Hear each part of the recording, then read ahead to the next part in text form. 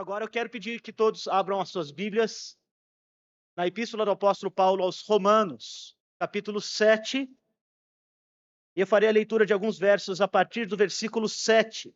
Então mantenha a sua Bíblia aberta em Romanos, capítulo 7, porque nós vamos meditar sobre um tema muito importante, que também fez parte dos grandes temas pensados por nossos pais reformadores. Nosso tema de hoje é a escravidão da vontade. E um dos principais debates que aconteceu nesta época da Reforma, nós, nessas últimas 3 palavras, estamos trazendo 3 grandes ênfases da Reforma. O lugar da vontade humana na salvação foi tema de um acalorado e importante debate. Martinho Lutero, reformador da igreja, percebeu que essa questão do lugar da vontade na salvação era vital, era de grande importância, era o debate doutrinário que deveria acontecer. E ele então entra em uma espécie de embate com um outro pensador do tempo dele. Aqui um pouco de história da igreja para a gente.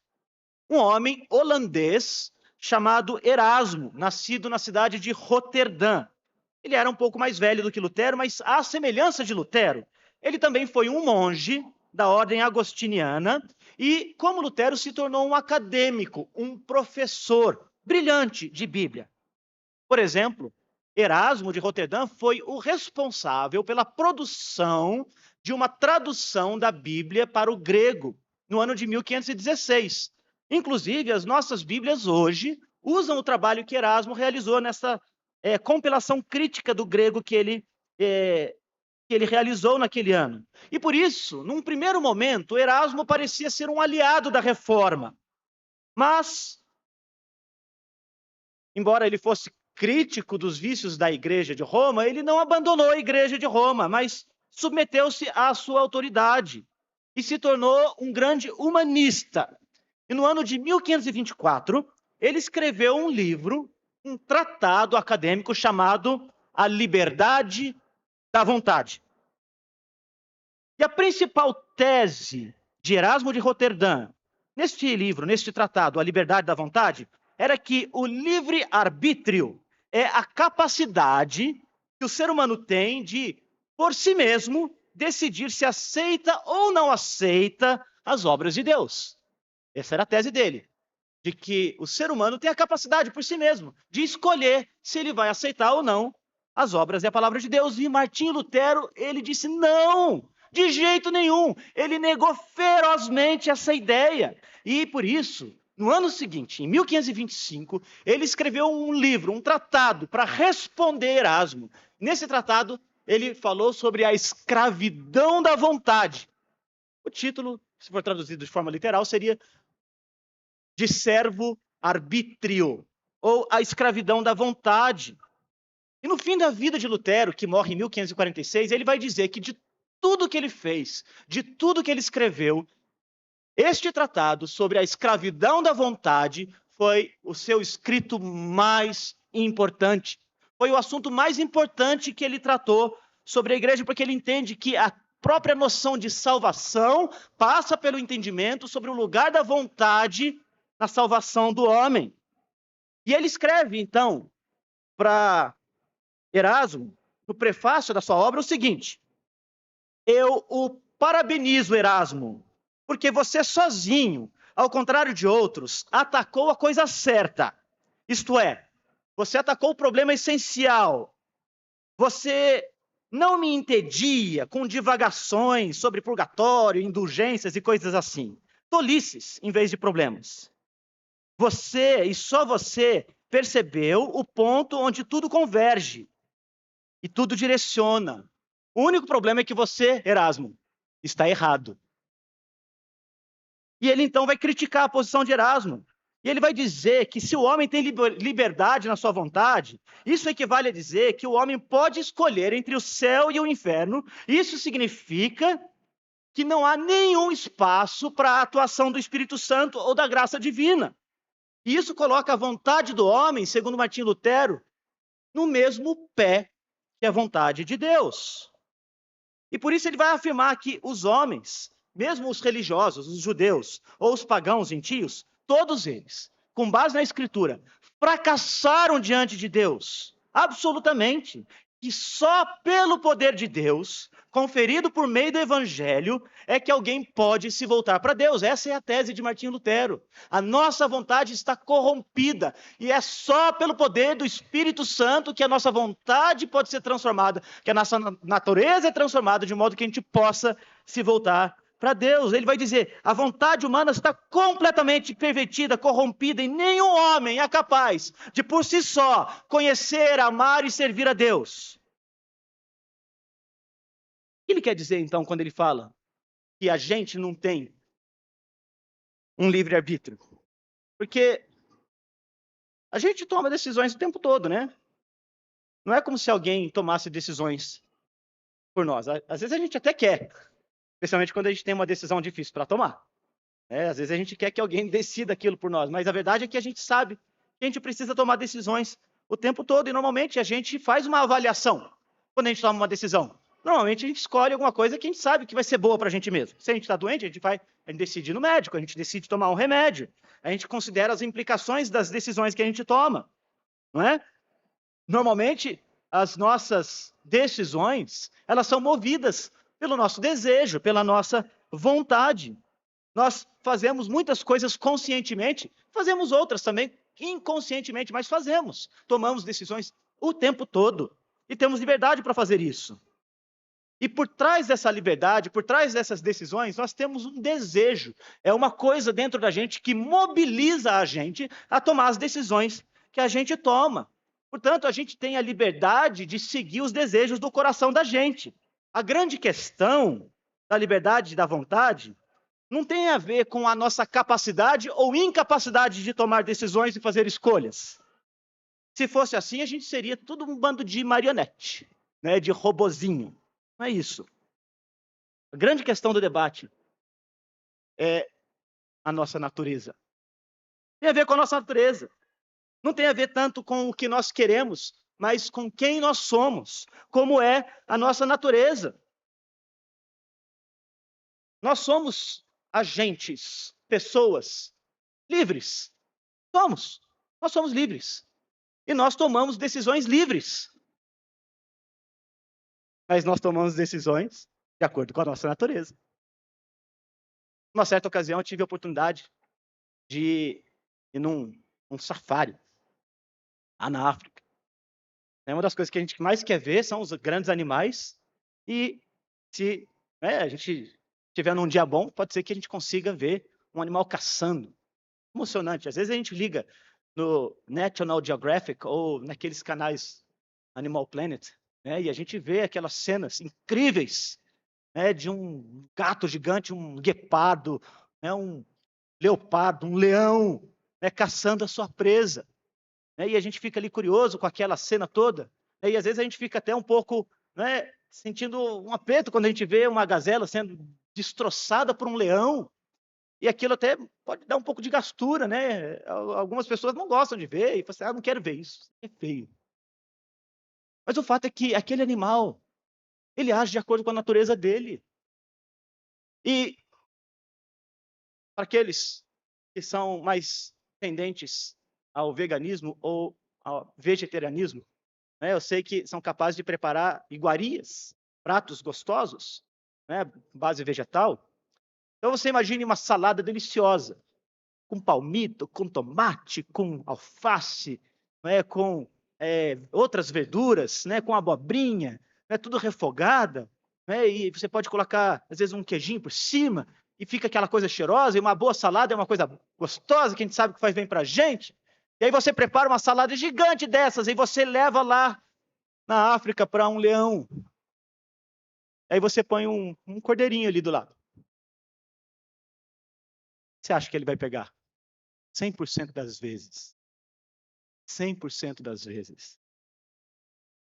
100% das vezes ele vai fazer aquilo que é a natureza dele. Mas ele escolheu, está ali, ele pode escolher entre um e outro, mas ele vai naquilo que é a natureza dele, manda ele fazer. Então nós somos assim também, nós somos agentes livres, mas a gente é livre para fazer bobagem.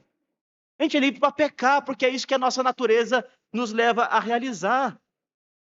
A gente aprende lá em Gênesis, capítulo 3, que com a queda do ser humano, isso vai aparecer em Romanos capítulo 5, novamente, e os irmãos podem fazer uma leitura cuidadosa depois. A gente perdeu a capacidade de fazer aquilo que é puro, de fazer aquilo que é reto.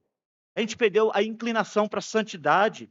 A gente perdeu o nosso anseio e nosso anelo por Deus. E a nossa natureza ficou transformada de uma maneira tal que nós somos inclinados para aquilo que é mal e pecaminoso. E a Escritura, ela vai revelar essa condição. O Salmo que nós lemos fala, não há nenhum justo, nenhum sequer, todos pecaram, todos se extraviaram, a uma se fizeram inúteis. Não há um justo, a Escritura é testemunha disso, mas mais do que isso, gente, o seu coração é testemunha da realidade do pecado. Todos vocês aqui provavelmente têm um molho de chaves no bolso. Se você quer uma prova de que o ser humano é pecador, é o fato de que você tranca a sua casa. Você usa cadeado, seu automóvel provavelmente está trancado. Você quer uma prova de que a nossa vontade está corrompida, é só você olhar para as contradições do seu próprio coração. Há muitas passagens bíblicas que nos ajudam a olhar para esse espelho das Escrituras e reconhecer que a gente é mau. A gente é mau. Se jogar a gente no mato, o mato joga de volta. Porque essa é a condição nossa. Pecadores.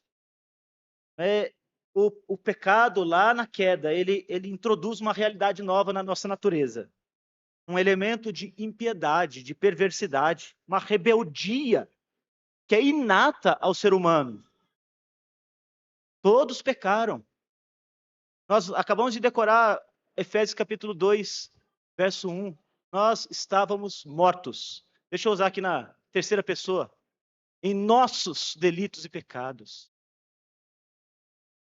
Nós estávamos mortos em nossos delitos e pecados. Então, embora a gente seja livre, a gente tem uma certa liberdade natural, a realidade é que a gente é livre só para pecar, porque a nossa natureza, a nossa vontade moral foi completamente afetada e corrompida. A nossa alma passou a ser inclinada só para o pecado e não para Deus. A nossa vontade foi maculada. Nós não desejamos a Deus naturalmente. E para ajudar a gente a perceber isso, eu quero meditar em alguns versos aqui de Romanos capítulo 7, a partir do verso 7. Olha o que o apóstolo Paulo diz. Que diremos, pois? É a lei pecado? De modo nenhum. Mas eu não teria conhecido o pecado, senão por intermédio da lei. Pois não teria eu conhecido a cobiça se a lei não dissera não cobiçarás. Mas o pecado, tomando ocasião pelo mandamento, despertou em mim toda sorte de concupiscência, porque sem lei está morto o pecado. Outrora, sem lei, eu vivia, mas sobrevindo o preceito, reviveu o pecado e eu morri. E o mandamento que me fora para a vida, verifiquei que este mesmo se me tornou para a morte. Essa carta do apóstolo Paulo aos Romanos é a carta que integra a principal linha de argumentos que Martinho Lutero vai usar na resposta dele a Erasmo de Roterdã. Ele vai usar muitos versos de Romanos para mostrar que a tese de Erasmo estava furada.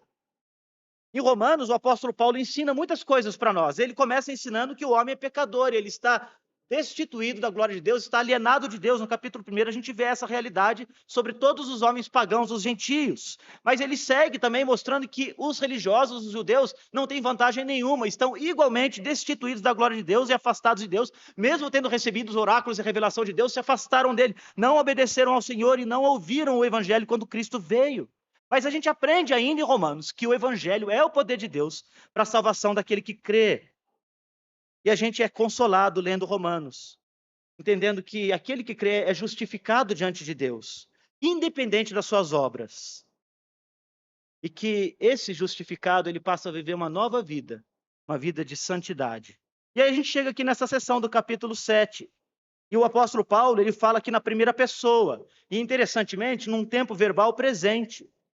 Ele vai mostrando para a gente que a lei de Deus, seja para aquele que é religioso, como o judeu, como ele mesmo que havia vindo do judaísmo, ou seja, até mesmo para aquele que nunca teve acesso à lei de Deus, mas a tem, de alguma maneira, inscrita no seu coração. E é por isso, gente, que Se você for para uma aldeia muito remota, lá no meio, talvez, do Amazonas, 500 anos atrás, se um indígena assassinasse outro indígena, ele saberia que ele estava pecando, que ele estava contrariando a natureza, que ele estava fazendo algo mal.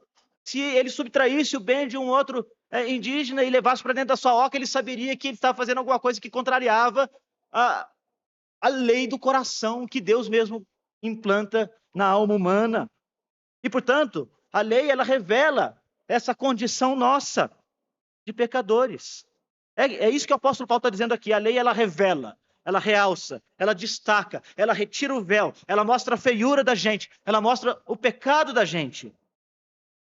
Ela é uma espécie de médico que aponta para a gente a doença mortal da qual a gente é infectado. Eu me lembro que, recentemente, muitos irmãos sabem, eu passei por uma cirurgia chata aqui na coluna. E passando agora por esse caminho de recuperação, comecei a ter uns sintomas nos meus braços.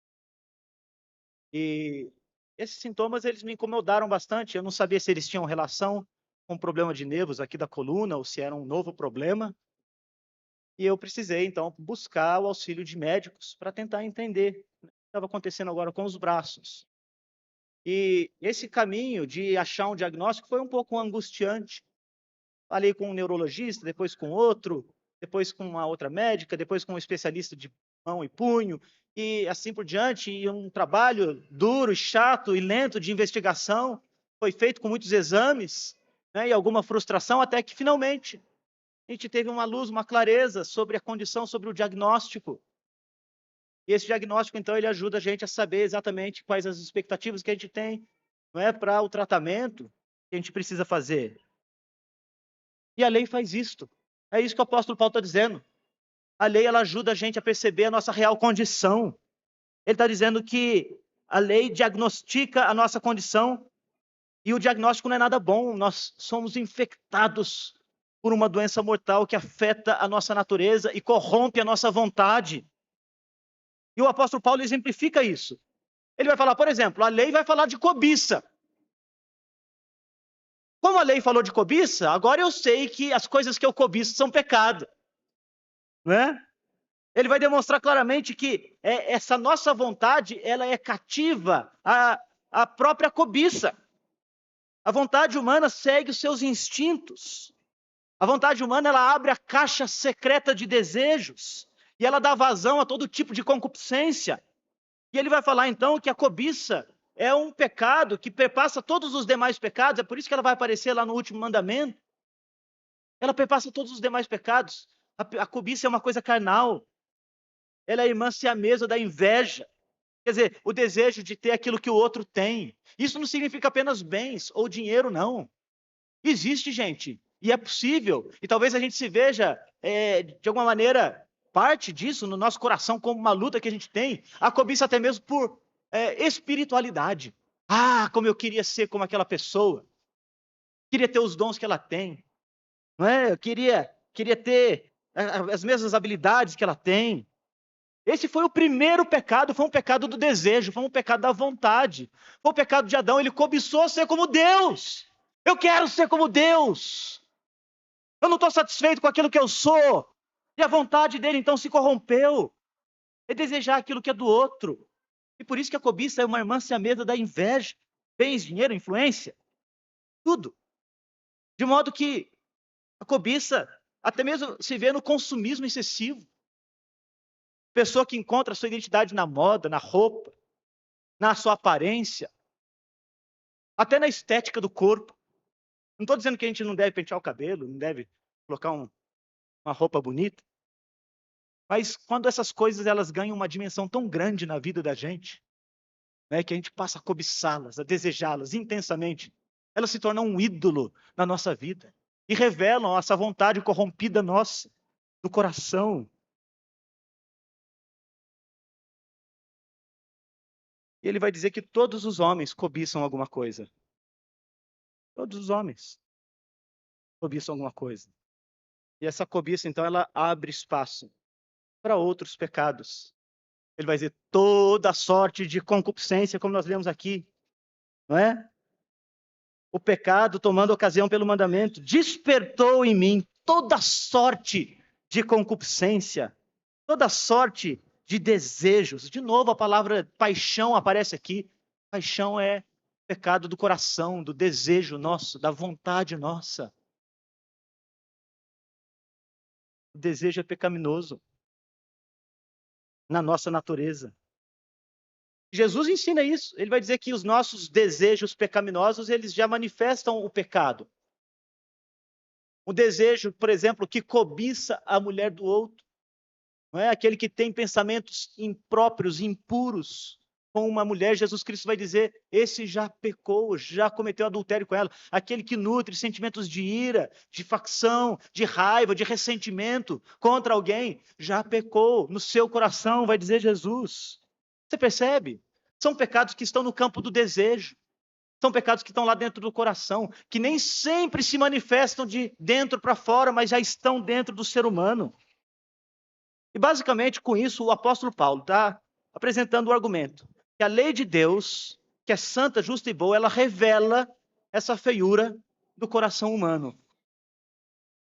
Ela revela que o nosso coração é tomado por cobiça e é levado a todas as paixões e concupiscências. E ele está falando na primeira pessoa, gente. Está falando de si mesmo. A nossa vontade é escrava do pecado. Essa é a condição de todo ser humano. Nós somos escravizados pelo pecado porque a nossa natureza é corrompida. A lei é boa, ele vai dizer. Nós é que não somos. A lei revela a nossa condição e por isso a lei não salva ninguém. Ela revela, ela mostra a nossa feiura, mas ela não salva porque ninguém é capaz de obedecer à lei de Deus para que seja salvo por ela. Ela evidencia o nosso pecado, ela evidencia o nosso fracasso moral e ela evidencia ainda mais a nossa incapacidade total de cumpri-la, de obedecê-la.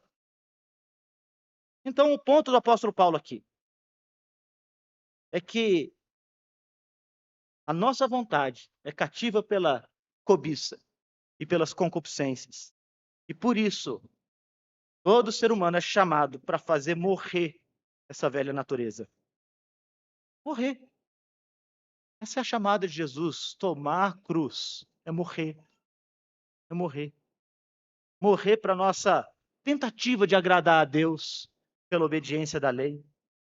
Pela nossa tentativa de conquistar o favor de Deus por meio das nossas tradições e da nossa religião. E reconhecer que nós, na nossa condição de pecadores, estamos absolutamente desesperados de Deus, a menos que Deus haja. E ele segue nesse argumento, concluindo, graças a Deus por Jesus Cristo. Graças a Deus por Jesus Cristo, porque Deus agiu em Cristo Jesus. De modo que as nossas paixões, a nossa vontade, nosso desejo, cativo pelo pecado, transformado. No verso 9 ele vai dizer isso. Olha o que ele diz.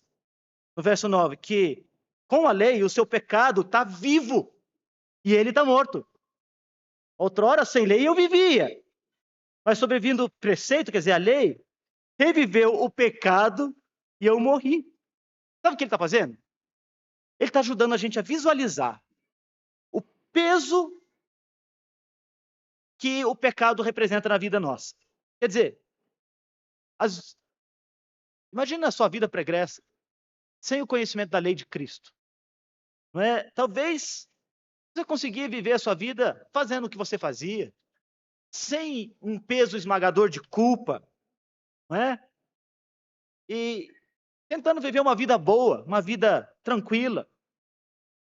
Mas o que o apóstolo Paulo está dizendo aqui é que, sem o conhecimento da lei, ele vivia como nós vivemos. E a gente não tem o peso da culpa da lei, mas quando a lei, então, é colocada diante de nós, e a gente reconhece a santidade dela, a gente percebe, peraí, gente, eu não vivia, na verdade eu morria, eu estava morto. O apóstolo Paulo estava dizendo que ele se sentia ótimo, sem culpa, mas ele morreu, porque a lei fez o pecado dele ser realçado, e ele agora se viu morto. É isto. De modo que essa morte, nossa, é o que nos leva para Cristo, que dá nova vida para a gente. O pecado revela esse fracasso em cumprir o mandamento. E ele vai seguir dizendo que ele faz isso porque ele é um enganador, ele é um usurpador, ele é um mentiroso. O pecado, ele começa com Satanás. E essa é uma característica do diabo, assim como é do pecado também, ele engana. É dissimulado, é sorrateiro, é traiçoeiro. Lá no Éden, o pecado é personificado pela serpente. Ele enganou. O apóstolo Paulo usa exatamente uma ilustração aqui, bem gráfica. Olha só o que ele diz. O pecado, prevalecendo-se do mandamento, pelo mesmo mandamento, me enganou e me matou. O pecado me enganou e me matou. Bem, ele está dizendo, ele personifica o pecado aqui. O pecado veio, me deu uma rasteira, ele mentiu para mim. Ele falou que os prazeres que ele prometia eram bons e me trariam felicidade, mas na verdade eles trazem ruína e miséria. E a gente entra num ciclo vicioso de pecado que não tem fim e que parece que essa felicidade nunca vem, que essa plenitude nunca vem. E pelo contrário, a gente se afunda cada vez mais. E então ele constata que o pecado ele é um enganador que dá essa rasteira nele, que mente para ele. E agora ele morreu. Ele me enganou e me matou. O pecado é atraente, ele é prazeroso, ele promete felicidade, mas ele nunca entrega. Ele se disfarça de uma iguaria deliciosa, mas na verdade ele é veneno. Porque ele mata. E com isso o apóstolo Paulo está desenvolvendo esse argumento, gente. Nós somos pecadores, essa é a nossa natureza. Nós temos cobiça no coração. Nossa vontade está cativa. Os nossos desejos são corrompidos. Nós somos escravizados pela condição pecadores que nós somos. Então, para quem lembra daquela propaganda, né? Se Tostines vende mais porque é fresquinho ou é fresquinho porque vende mais? É só para aqueles que são mais antigos. Aqui, o apóstolo Paulo está mostrando para a gente que não é que nós pecamos porque... Eu não quero errar aqui. Não é que nós somos pecadores porque nós pecamos. É isto. Mas nós pecamos porque nós somos pecadores. Entende a diferença? Esse é o ponto do apóstolo Paulo. Não é que nós somos pecadores porque nós eventualmente cometemos um pecado. Mas porque nós somos pecadores, nós pecamos. E com isso o apóstolo Paulo desenha essa realidade, né, da condição do ser humano diante de Deus. E quando esse ser humano é confrontado com a lei de Deus, percebe a condição dele. Lascou tudo. Estou morto. O pecado me enganou, ele me matou. E agora eu estou perdido.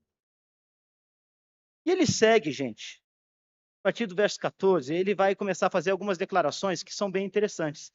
Porque se por um lado a gente tem essa condição desesperadora, ela só pode ser transformada e mudada. Quer dizer, essa realidade ela tem fim quando chega a fé em Cristo. Por isso ele vai concluir no verso 25 dizendo, graças a Deus por Jesus, graças a Deus por Jesus, porque em Cristo eu tenho libertação dos pecados, graças a Deus por Jesus, porque em Cristo eu tenho a justiça que não é minha, mas é dele, graças a Deus por Jesus, porque nele eu sou purificado, graças a Deus por Jesus, porque em Cristo eu sou santificado, graças a Deus por Jesus, porque em Jesus eu tenho uma nova identidade, graças a Deus por Jesus, porque nele eu tenho uma nova vida, graças a Deus por Jesus, porque nele a minha vontade é transformada, graças a Deus por Jesus, porque nele a minha vontade vai ser santificada. Graças a Deus por Jesus, porque nele acaba a morte e começa a vida. Ele termina dizendo graças a Deus por Jesus, mas dos versos 14 até o 24, sabe o que ele vai fazer? Ele vai dizer para a gente que mesmo depois que a nossa vontade é transformada, ela continua sujeita às ações desse enganador que é o pecado, que habita no coração da gente. Ele vai usar algumas frases, eu não vou ler todas para os irmãos depois leiam com bastante atenção o texto, mas ele vai fazer algumas informações que falam sobre os conflitos que ele vive. Alguns, e aqui um pequeno parêntese para os irmãos, peço atenção para os irmãos. Alguns intérpretes vão dizer que quando o apóstolo Paulo fala, eu sou carnal, pecado que habita em mim, na minha carne não habita o bem, mas apenas o mal. Ele estaria falando da sua condição pregressa, lá no passado. Quer dizer, antes da conversão. Mas a verdade é que o tempo da voz dele aqui é presente. E ao mesmo tempo que ele fala que ele tem esse conflito dentro do coração, ele vai dizer que tem prazer na lei de Deus. Ele vai dar graças a Deus por Jesus. Quer dizer, o homem carnal, o pecador, antes da salvação, não pode dar graças a Deus por Jesus, e menos ainda dizer que tem prazer na lei de Deus. Por isso, esta sessão em que ele vai dizer essas coisas, elas revelam um conflito que todo crente tem, mesmo depois da salvação. Quer dizer, ele está falando aqui que ele mesmo, o apóstolo Paulo, desventurado homem que sou, no tempo presente, depois da salvação, ele continua lutando contra o pecado. O pecado continua sendo uma realidade na vida do cristão. E por isso que ele vai dizer no verso 14, eu sou carnal, eu não compreendo meu modo de agir, o bem que eu quero fazer eu não faço, o mal que eu não quero fazer eu faço. Há um pecado que habita em mim, verso 17, versos 18 a 20. Na minha carne não habita bem nenhum, desventurado homem que sou. Só que ele tem prazer na lei de Deus.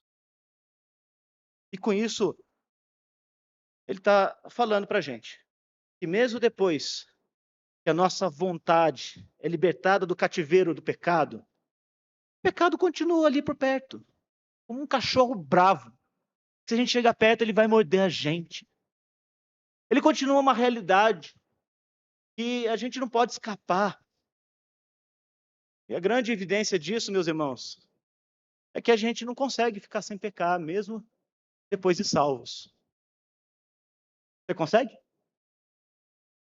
Você pode dizer, parei de pecar, não peco mais. Quando você disse isso, você já está pecando, está mentindo. Então o apóstolo Paulo está dizendo que tem uma guerra dentro da gente. Que a nossa vontade é liberta, mas ela continua sujeita às ações do maligno, às ações das contradições internas do coração. Não é? E com isso ele chama a gente a contemplar aquelas coisas futuras, a promessa da glorificação, acerca da qual ele vai falar no capítulo 8. Ele já tinha chamado todo crente no capítulo 6 a se santificar e a se purificar. Então ele está explicando que entre o começo da nossa santificação, no capítulo 6, e o fim da nossa trajetória lá no capítulo 8, na nossa glorificação, que entre essas duas realidades, a gente aqui, crente, ainda briga com a vontade da gente. A gente ainda briga com as inclinações pecaminosas. A gente ainda luta com as contradições da alma. A gente ainda tem um mal que habita em nós, que não foi completamente erradicado, e que a gente é chamado a mortificar todos os dias. Lá no capítulo 8, verso 13, o apóstolo Paulo vai falar, mortificais, pois, os feitos da carne. E com isso ele faz alertas solenes, para lembrar a gente de que se a gente der espaço para o pecado, ele vai começar a exercer o mesmo domínio que ele exercia antes. Ele vai passar a rasteira na gente. Ele vai enganar a gente. Ele vai puxar a gente para baixo. Ele vai afastar a gente de Deus, porque é isso que o pecado faz. E ele chama assim todo cristão a travar essa guerra, a travar essa luta, a reconhecer as suas fraquezas, a entender a sua miséria e a suplicar diante de Deus, ao Senhor, que lhe conceda essa graça de subjugar a vontade pecaminosa, submetê-la à lei de Deus, porque a lei é boa, santa e justa, em obediência e amor, como um meio de nós dizermos, Senhor, eu te amo, eu quero fazer a tua vontade, eu tenho lutas aqui no meu coração, e eu preciso da graça do Senhor. Paulo está dizendo para a gente que a vida continua dura, gente. Não é que a gente é salvo, mas não entra no mar de rosas, não. Não é? Eu não preciso convencer ninguém aqui disso, preciso? Preciso. A gente, a cada domingo, traz essas confissões de pecado numa oração representativa para toda a congregação. Uma oportunidade para que individualmente a gente possa acessar até a memória da gente. E lembrar de palavras, ações, pensamentos, gestos. E quem sabe, ao longo da semana, às vezes até mesmo no caminho para o culto, né? Atrasados, às vezes fica com raiva, irados, pode dizer uma palavra fora de lugar, pode ter uma atitude destemperada, não é? Pode ficar zangado com o sujeito no trânsito, tem uma ação que não testemunha a graça de Cristo para as pessoas. E a gente tem a oportunidade de lembrar dessas realidades que envergonham a gente e, e suplicar a graça de Deus para mortificá-las, para subjugá-las, sabe? É isso que a gente faz. A gente luta ainda, continua difícil, continua complicado. A gente ainda tem um lado obscuro da alma, não é? E isso ensina para gente que não tem atalho na maturidade cristã. Não tem atalho. A gente passa pela cruz e depois tem um caminho. Na imagem gráfica do peregrino, não é? Ele vai dizer que alguns tentaram entrar na cidade celestial pulando o muro. E aí eles caíram num pântano. Porque o caminho é duro mesmo. É preciso passar primeiro pela porta estreita, que é Cristo. É preciso passar pela cruz, onde a gente deposita os nossos fardos, onde a gente recebe a justiça dele, e depois tem um caminho longo, pelo qual a gente peregrina. E nesse caminho a gente vai ter lutas. A gente vai enfrentar batalhas duras. O caminho da maturidade cristã para o nosso crescimento na plenitude, para a nossa conformidade à imagem de Cristo, é um caminho árduo, difícil, e é um exercício que vai durar a vida inteira. É por isso que a gente se alimenta das coisas espirituais e pensa nas coisas do alto, e domingo após domingo, a gente vem aqui para ouvir a palavra de Deus e ser alimentado por ela, para cultuar o Senhor, para prestar o nosso tributo a Deus, e na comunhão dos santos a gente ser fortalecido, e ainda mais, é por isso que a cada dia nós somos chamados a orar e sem cessar, a falar com Deus, a meditar na santa palavra dEle, a fazer uso daqueles meios que Ele nos concede para o nosso crescimento na fé. É possível que o crente se meta em muitas furadas. É só olhar a história da Escritura, da redenção. Moisés, Abraão, Jacó, Davi, cometeu adultério, crime de lesa pátria, homicídio. Isso destruiu a vida dele. Mas, vez após vez, quando o pecado se assenhorava, a graça era maior. Davi, ele confessa seus pecados. Salmo 32, Salmo 51. Ele se volta para Deus, ele reconhece a sua fraqueza, ele implora que o Senhor continue agindo na vida dele. Martinho Lutero, ele, no seu argumento com Erasmo, ele vai explicar isso. Ele usa uma expressão em latim que diz assim, simul justus et peccator. Ele vai dizer que o cristão é ao mesmo tempo justo e pecador. Ao mesmo tempo justo e pecador, ele lida ainda com o problema do pecado no coração dele. E ele até depois refina essa frase, e ele vai dizer, semper justus et pecador. Ou seja, sempre justos e ainda pecadores. E de novo o apóstolo Paulo vai se valer de Jesus Cristo. Graças a Deus por Jesus Cristo, porque ele perdoa os nossos pecados. Graças a Deus por Jesus Cristo, porque ele refaz aquilo que está desfeito. Graças a Deus por Jesus Cristo, porque ele reconstrói aquilo que foi quebrado, que foi destruído. Graças a Deus por Jesus Cristo, que nele nós não temos apenas a nossa salvação, graças a Deus, mas ainda mais é nele que nós temos a nossa santificação. Graças a Deus por Jesus Cristo, porque em Cristo Jesus nós temos a perfeição de uma vida santa, para a qual a gente pode olhar e que a gente pode seguir, que a gente pode imitar. É por isso que a gente louva a Cristo. A gente quer que as virtudes de Cristo sejam incorporadas na nossa própria vida. E isso, gente, é uma luta. Portanto, é importante a gente entender, e com isso eu quero concluir, que se a nossa vontade é totalmente corrompida, se o pecado é realçado pela realidade da lei,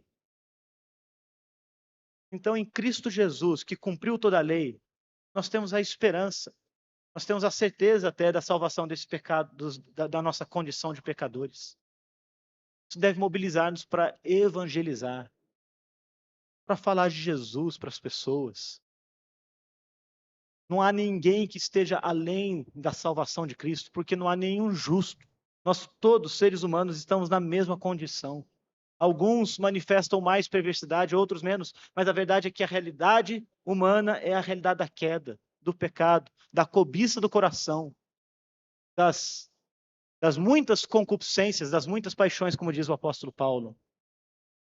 E, portanto, se em Cristo Jesus nós temos o fim dessa condição terrível, imortal, nós precisamos falar de Cristo, evangelizar. Sabe, essa semana eu tive o privilégio de visitar um veterano da fé, ao reverendo Francisco Leonardo, é assim que ele é chamado, ele é holandês, não me peçam para falar o nome dele em holandês, que eu não consigo. Né, como o pastor Ricardo aqui na nossa igreja, o nome dele foi abrasileirado. Ele está com 95 anos, mora lá em Itajubá. E é o tipo de visita que humilha a gente, né? Porque a gente vê um veterano da fé, alguém que já passou por muitas lutas, né? E se mantém firme no caminho de Deus. A gente vê o poder do Espírito agindo, né? E de alguma maneira a gente sente o desejo, né, de que a nossa caminhada seja semelhante. E do lado dele estava o genro dele, que eu conhecia há uns 15 anos, o reverendo Elias Medeiros. O reverendo Elias é pastor há 50 anos. E quando eu o conheci, há uns 15 anos, lá em Manaus, eu o ouvi, né, falando sobre uma oração que ele fez assim que ele foi para o seminário, no ano de 1970. E aí eu lembrei ele disso. Falei assim, reverendo, lembra daquela oração que você fez? Eu lembrei disso. A oração dele foi a seguinte, ele pediu a Deus: Senhor, não deixa eu passar um único dia sem que eu fale de Cristo para alguém. Ele falou que em 50 anos, 53 anos, desde 1970, não teve um único dia que ele não teve a oportunidade de falar de Jesus para alguém. Essa era uma oração dele, porque a gente esquece. A gente às vezes não se sente motivado para fazer isso, a gente às vezes tem vergonha. E eu fiquei bastante humilhado. E perguntei para ele, falei assim, eu queria imitar o irmão, tentar fazer essa mesma oração. Eu tenho aprendido a imitar algumas orações. Tem uma outra oração que o pastor Hensworth Jonas ensinou, que ele diz que ele faz todos os dias. Uma oração bem simples. Ele diz assim: Senhor, que o Senhor me mostre mais do teu amor por mim hoje. Que o Senhor aumente o meu amor por ti hoje. E que o Senhor me ajude a amar o próximo como a mim mesmo hoje. E aí eu gostei dessa oração, tenho procurado fazê-la. E agora eu precisei incorporar nessa oração a oração do Elias Medeiros. Me ajuda, Senhor, a falar de Cristo para as pessoas, todos os dias. Para que essa realidade terrível de uma vontade cativa seja transformada pelo poder de Cristo. Mas ainda mais que essa passagem ensina para a gente, ela ensina a gente a manter a guarda alta. Ela ensina a gente a lutar e batalhar, mesmo depois da graça da salvação, porque a gente ainda lida com coisas feias que estão aqui dentro do coração da gente. E a gente pode pedir para Cristo: Senhor, me ajuda na minha batalha diária contra o pecado. Me ajuda nessa tentação. Me dê graça nisso. Mais do que suplicar que Cristo venha e nos visite, a gente pode ativamente buscar aquelas coisas que vão afastar o pecado de nós. Você sabe os gatilhos que você tem para o pecado, então afaste-se deles, corra deles como José correu da mulher de Potifar. Desliga a televisão, põe a internet para longe de você. Procura fazer alguma coisa que vai acalmar o seu coração se ele estiver muito turbado, se ele estiver muito ansioso, se ele estiver muito irado. Vai ouvir um cântico, vai fazer uma oração ao Senhor, vai meditar nas Escrituras, vai pensar nas coisas do alto, seja ativo na sua santificação. Graças a Deus por Jesus Cristo, diz o apóstolo Paulo. Essa gratidão por Cristo não é apenas uma coisa assim platônica, distante, mas é algo prático e real. Você vai fazer todos os dias, que você vai demonstrar todos os dias. E em terceiro lugar, por fim, meus irmãos, reconheça que se você sofre e luta com o pecado que te humilha, o irmão do seu lado, a irmã do seu lado também sofre e luta com o pecado que derruba e humilha, que engana e mente. Seja compassivo, seja paciente. Entenda que essa nossa condição deve nos colocar em uma posição de humildade. Exercite a humildade no seu coração. Não tenha uma atitude soberba, arrogante, uma postura de superioridade em relação aos outros pela fraqueza deles. Lembra que você também é fraco. E se Deus tem te dado vitória, se Deus tem te dado força, graças a Deus por isso, usa isso para ajudar o irmão, para abençoar o irmão. Como o reverendo Francisco Leonardo faz, usando o testemunho dele como um meio de encorajar a gente. Que as suas vitórias sejam um encorajamento para aqueles que ainda estão lutando com lutas duras e difíceis. Que as suas derrotas sejam uma lembrança de que você precisa se manter fortalecido em Cristo, porque senão você pode tropeçar. E a nossa vontade, meus irmãos, mesmo depois de liberta, ela está sujeita àqueles desejos e concupiscências que ainda atuam no coração da gente. Só Cristo é que vai purificar a gente disso. Ele nos ajude, Ele nos abençoe, que Ele seja conosco. Vamos orar, vamos falar com o Senhor. Senhor, mais uma vez nós nos voltamos a Ti, um espírito de ação de graças por Cristo Jesus. Graças a Deus por Jesus Cristo, que é Salvador nosso, que é Redentor nosso, que transforma a nossa realidade, que transforma o nosso coração, que muda as nossas inclinações. Que o Senhor nos ajude, agora em Cristo, arraigados nele, unidos em Cristo, nesse caminho de santificação, na nossa peregrinação, a lutarmos contra o mal que habita em nós, a mortificarmos o pecado e a fazermos aquilo que é reto diante do Senhor. Transforma, Senhor, a nossa vontade, transforma os nossos afetos, abençoa-nos e guarda-nos. É a nossa oração em Jesus. Amém.